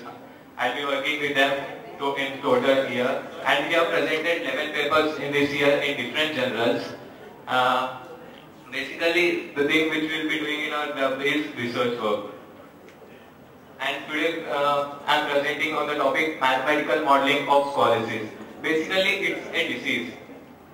Coming to the abstract, we will be comparing biological properties of scoliosis with the proposed mathematical properties. And we have also made a probable equation of spine infected with this disease. We have also explained the symptoms of this disease using some mathematical and triangular properties. Basically, what is scoliosis? Scoliosis is a medical condition in which a person's spine is curved from side to side. Usually, this disease is in persons from age 13 to 15 years. And actually, we have done research on this topic because to create awareness among the people. Because it is nowadays we are seeing this disease in all the persons. See, there is irregularity in the spine person. You can see here. The irregularity can be of 3 types basically: simplex, duplex and triplex. Basically the first figure is duplex type, and this is the simplex type. And we will be dealing with simplex, duplex and triplex in later part of our presentation. Coming to the types of scoliosis. Basically scoliosis is nothing but a bending. When we will be discussing about the types of scoliosis, there are basically 4 types: congenital, idiopathic, neuromuscular and degenerative. And these are caused due to different reasons. Congenital, due to abnormal formation of bones of spine and is often associated with other organ defects. And idiopathic, the reason is basically unknown. It can be caused because of many. Neuromuscular is due to loss of control of nerves or muscles. And degenerative is caused by breaking down of disc that separates the vertebrae. Coming to the symptoms. Here is first pictorial representation. The first one is the normal spine, and if it is infected with scoliosis, it will be curved like this. And longitudinal rotation of vertebrae. Actually, for finding out these symptoms, there are different methods like X-ray. By X-ray, we can Cope's angle, so they will be finding the angle of curve. When the vertebrae rotates, the ribs also rotates, and there forms a hump, rib hump, by which a person can't stand properly or he can't walk also. There will be many problems due to this. And when we'll be dealing about mathematics, when there is a curve, so the distance between these two is smaller and distance here. That means concave side is narrower and convex side is narrower. Concave side is narrower and convex side is wider. Now coming to basic mathematical properties which we have derived, the equation which we have derived, that is f of y equal to e power minus mod y minus 2 into minus of mod y minus 2 whole square. By seeing this picture which is curved, I will be showing you the graphical representation of this equation. See, you can compare this graphical representation with this figure here. This is the normal spine. This is the spine with which scoliosis is infected. As I already told you that we will be dealing with simplex, duplex type of scoliosis. I have also derived an equation for simplex type. That is y minus a minus b equal to f of y, where a and b are constants just to find the intersection of these 2 points. That is, if a equal to 2 and b equal to 2, let us assume, then we will be getting this part, this type of curve. And coming to duplex type of scoliosis, the equation is given by f of y equal to y minus a, y minus b, y minus c. Basically, what is simplex, duplex type? When I am talking about mathematics, if there is normal spine, it will be straight. When the person is affected by scoliosis, there will be a bending, so that there will be some 2 intersection points. So from that, I have derived an equation, nothing but a quadratic equation for simplex and third-degree equation.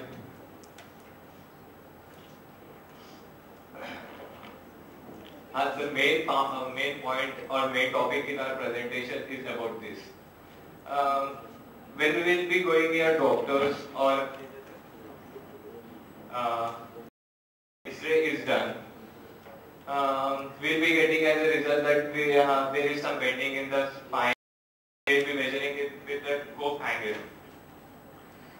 The identification of this disease can be done by X-rays, that is by Cope angle method, but that implementation is costlier and it will not reach every person.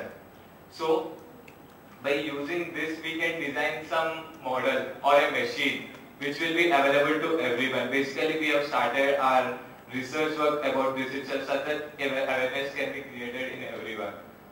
If you see a diagram where a person is not at all affected with scoliosis, then it will be an isosceles triangle here. But when person will be affected by scoliosis, the shoulder will move upside. If we are considering 3 points, that 2 are shoulder ends and another one is the hip end, and that is spine end.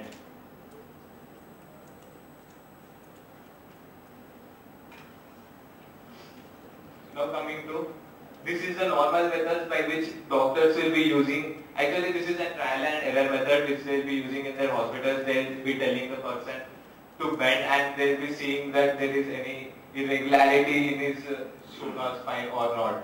If there is no irregularity, it is shown like this. If there is an irregularity, the doctors will find out. If there is an irregularity, it will be shown like this. So that we have used some mathematics here also, so that some machine or some model can be designed from this. We are planning to design some model in our future research on this project.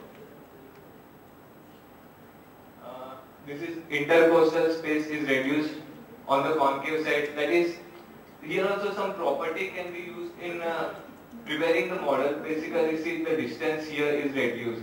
The distance from where the shoulder here and the here. Coming to conclusion part of my paper. Scoliosis is very common disease in present days. So we have made some easier ways to define scoliosis disease. Because if the disease is identified in initial stages, it can be cured. So we have proposed mathematical equation which will make work easier. We have also proposed some triangular properties of disease in order to make identification simpler, easier at home. Finally, I want to conclude that in our paper we have given different ways to identify the disease mathematically. These are the references which we have used. Thank you. Thank you, Dr. Thank you very much. So now, if anyone has any query,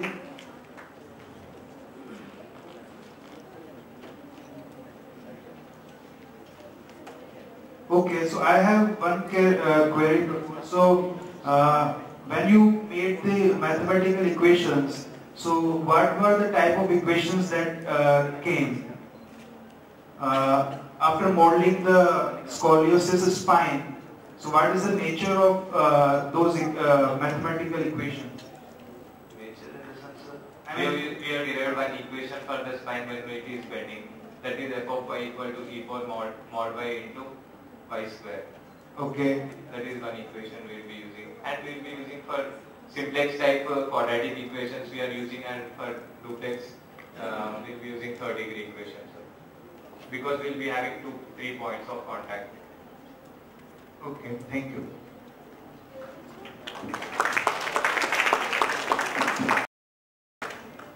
There are two models you have explained.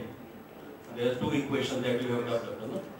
These two equations are developed directly, or you are having some information about those type of the modeling? Two equations. This is the second one, and earlier one is the first. This is the first one. Yeah. So how could you develop these two equations? Procedure to develop this equation, or it is already medically justified? No, sir, it is not justified. It is not justified. It is our hypothesis. Sir. It is hypothetical. Seeing that curve, sir. Have you applied this model on certain patients where you get this model fit? No, sir. No. No. This is yes. What I am doing, I am just suggesting you something. Yes, sir. First is this model you have to apply on the normal and the abnormal diseases or non-diseased persons. Apply that model and compare that, whether that model is fit or not. Yes. Another approach that I can suggest you to apply the triangular distribution. It's a statistical distribution. When Professor Tikkiwal is in your university, you can get the help from that Professor Tikkiwal. Now, how could we apply the triangular distribution in deciding what should be the dimension in the beginning for a controlled person? What should be the dimensions of the triangle? That you can decide. Thank you. Okay, sir. Thank you, sir.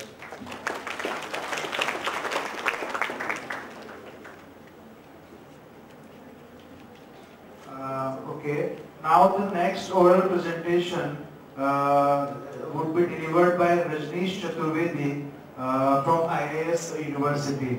So I request Rajneesh Chaturvedi to deliver the next oral presentation.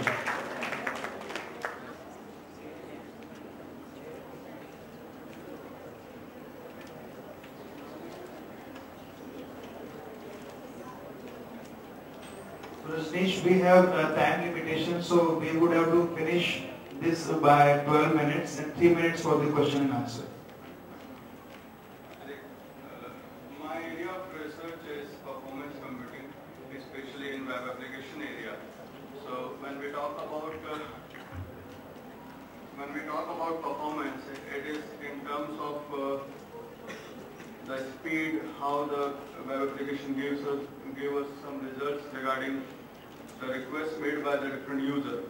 So one obvious question which comes into the mind, that how we analyze the performance of web application, because there are different kind of web application in the internet domain, B2B complex web applications, lengthy web application, dynamic web application which has plenty of calculation behind at the server side.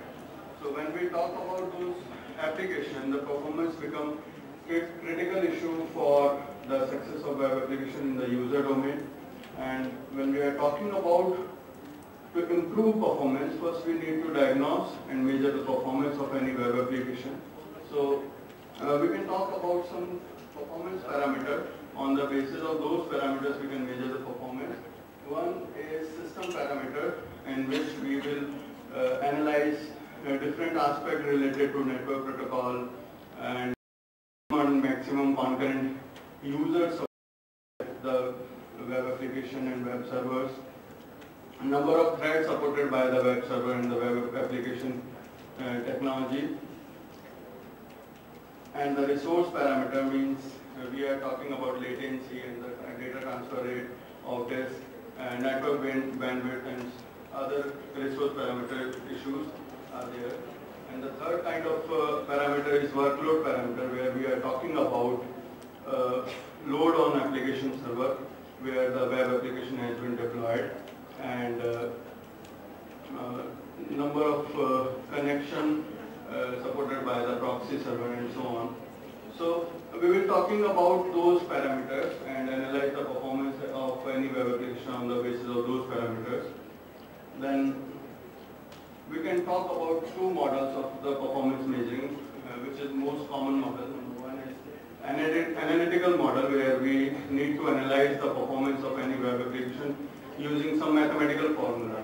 And another, which is quite common approach in the industry, is simulation model, where actual production kind of environment has been created in the lab using some software and the hardware, and try to the real-time load on the web application to analyze the performance of that application and try to figure out the areas of where the performance is lacking, whether it could be a hardware area, whether it could be a decision of deploying the application on multiple servers, so how many servers could be there. So that has to be analyzed using some software and hardware in the production center, where the various load agents create a hypothetical load on the web application, and on the basis of those load analyze the performance of web application. Certain testing technique also. Using that, we can rectify and analyze the different problematic areas. One is load testing, where we include user think time also, and we analyze the different load on the different kind of web pages which having the database operation, which might not having the database operation, which having quite IO-centric pages also. So these kind of the testing, and another kind of testing is stress testing, which is basically similar to the load testing, but the user think time is excluded from this testing, and we are analyzing the different result of this testing. And third one, which is the adherence or durability testing, in which we are performing the load testing for longer duration, for days and for hours, to analyze the memory leaks and rollbacks of the data, so that we can analyze the gradual impacts of those things on the application. So on the basis of that, we could found some result, like as far as on certain parameters, we found that after a certain number of concurrent users, web application response time deteriorating, because response time is a time taken by the web server to respond against the user request. So that response time increasing after reaching at the certain concurrent users, and it is the same pattern seen in the throughput also, because throughput reflects how many requests handled by the web server, how many requests have been handled by the web server in a per unit time. So in that case also, the throughput is decreasing after reaching at the certain number of concurrent users, and all the system system resource has been occupied due to the large set of the users, and the system or web application performance start decreasing. The third thing is resource utilization having the same pattern after reaching a certain level of load. All the system resources has been occupied, and web application performance become deteriorating because all resources reaches at the peak and it becomes constant. So the conclusion is that we need to analyze different kind of categories of the web application. According to that, we need to select hardware and the network server, mirroring of the server decision, and we need to talk about application server design, layering design, database layering design to improve the performance of web application. And on the basis of the analysis, we can divide our application into different layers and try to reduce latency on the basis of application layer partitioning, or maybe improving the hardware and the network issues. So it's a basic conclusion to improve the performance of the application according to their own nature and the criticality of the operation. Any questions? Thank you, Rajesh. Thank you very much. If anyone has any question, one can ask. Okay. Give the mic to them.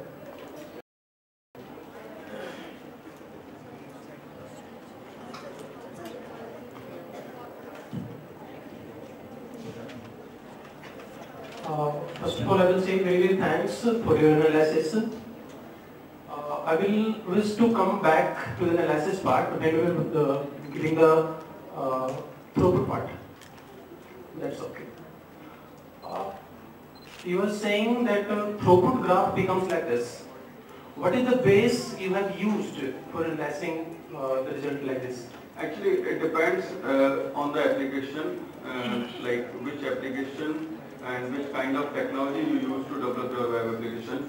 My research area, basically I use a J2EE web application where I used MVC framework, and I had used JMeter as a load testing tool to just create that simulation environment where I found the same kind of trend in throughput. So might be somewhere around 89 point something concurrent user after when I reached to that level. So that throughput is deteriorating afterwards. So can there be any improvement when we improve the network? Actually, my scope of research is to reducing the application latency.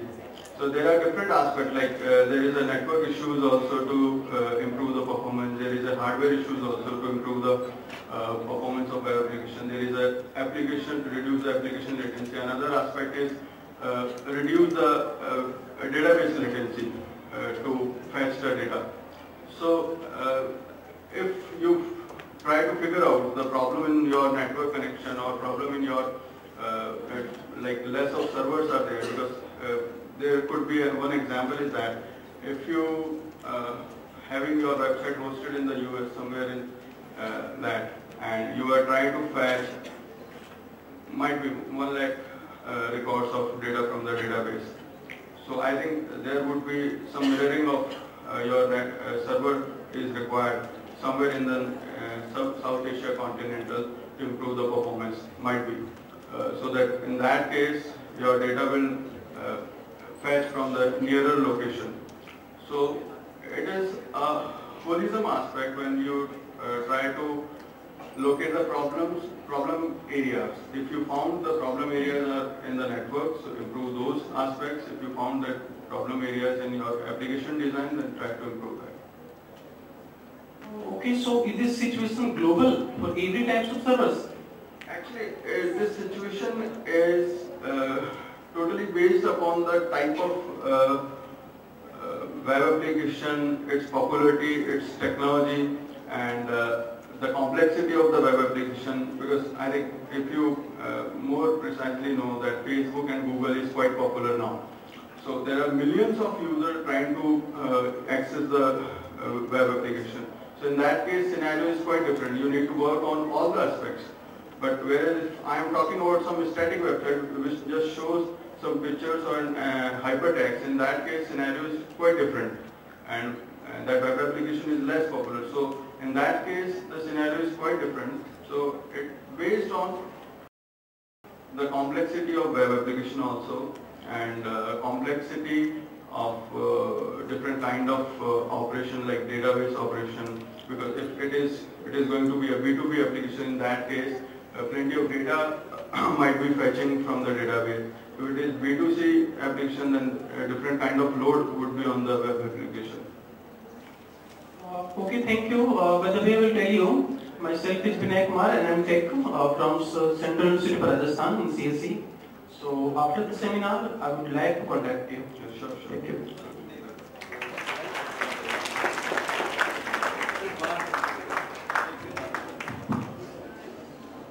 Hello, Mr. Chaturvedi. It's a very nice presentation, but I have something in my mind.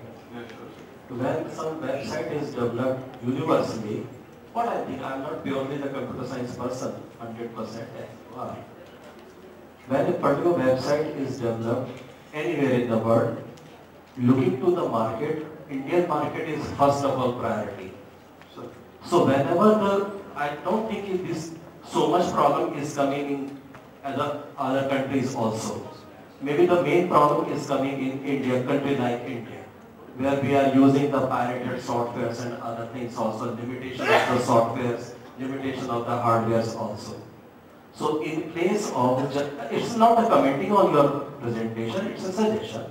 In place of developing a common model, because I think I got confused somewhere in this particular presentation. In place of using the open problem, better is to take some concise problem. I am trying to improve the throughput only this particular type of the environment. One thing. Another thing is, have you tried using queen theory, stochastic processes? Lots of the work has been done in this area. Queen theory is a type of the stochastic process. It's a mathematical cum statistical approach where we have certain assumption, where we decide how long a customer, that means the user, has to wait to access the site. That's it, waiting time of the customer. How busy your server is, server time. How long a person will get, how much amount of the time a person get the service. The three types of the things that can be resolved by means of the various tools available in queen theory. And queen theory is one of the particular case of stochastic process. So please try, if it is possible, and then try those things in this area. Okay? Oh.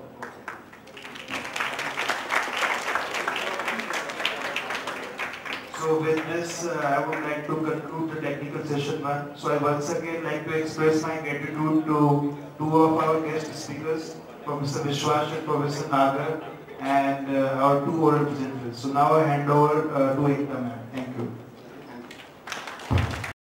Thank you so much, Manoj sir. First of all, I would like to extend my gratitude to Vishwas sir and of course to Pankaj Nagar sir. With this note, I would like to invite Professor Sanjay Biyani sir to present a token of appreciation to both of our eminent speakers.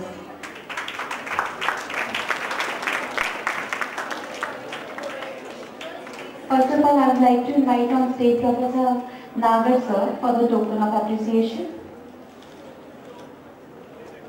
Let's have a huge round of applause for sir.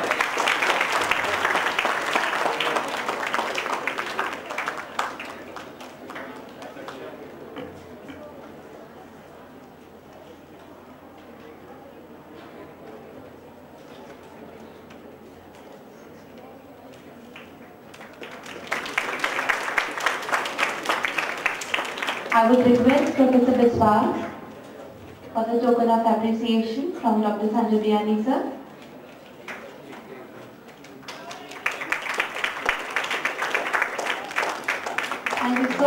it was a knowledgeable session from your side.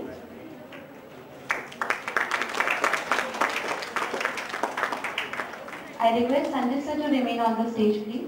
I would like to invite Dr. Madhvi Sinha ma'am for the floral welcome.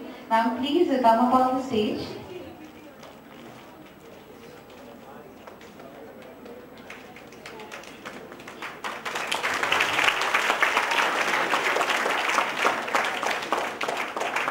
Dr. Madhvi Sinha ma'am is from Birla Institute of Technology, Jaipur. She is the eminent speaker for our next technical session. Thank you so much, sir. Now, here I have the information for those all who are related with the information and education field. And it is all for those who are there for the student field also. Guru KPO. Guru KPO is a unique concept which is a brainchild of our academic director, Dr. Sanjay Biyani sir, an educational web portal that is www.gurukpo.com. It is an online store, house of information on different aspects related to science, information technology, commerce and management, nursing, biotechnology, soft skill and motivation. It is a library with over 300 think tank or syllabus-based study material designed by own team of subject matter experts, over 1,000 video lectures, 500 blogs, various topics apart from several education and career related news updates. It is also a one-shop to look for important college publication and the highly regarded motivational books. You Can Succeed Part 1, You Can Succeed Part 2, and How to Strengthen Your Mind Through Positivity that have been authored by Dr. Sanjay Biyani himself. For more details, you can visit to our web portal, that is www.gurukpo.com. With this note, I would like to request, this is the lunch time now, so I would request the volunteers to please escort our guests for the lunch, and I request the audience to remain seated on their seats. I request the students to escort our guests, and I request the audience to remain